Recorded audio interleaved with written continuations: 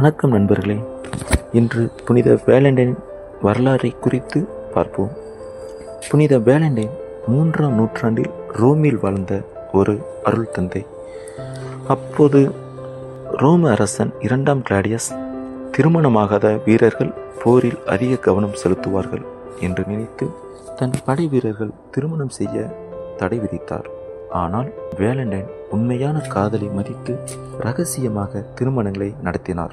இதனால் அவரை கைது செய்து சிறையில் அடைத்தனர்.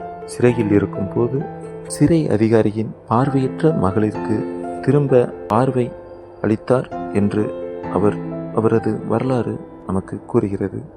மேலும் தன் மரண தண்டனைக்கு முன் ஃப்ரம் யுவர் வேலண்டைன் என கடிதம் எழுதியதாகவும் கூறப்படுகிறது.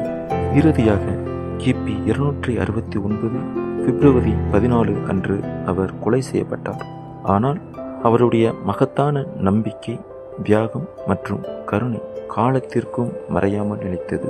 அப்புனிதரை நினைவு கூறும் விதமாக தான் உலகம் முழுவதும் அவர் நினைவு நாளான பிப்ரவரி 14 காதலர் தினமாக கொண்டாடி வருகிறது.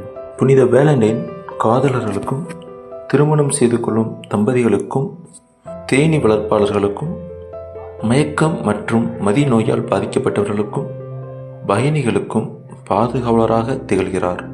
Happy Valentine's to all my dear friends. Thank you, Jesus. Ave Maria, Ave Maria.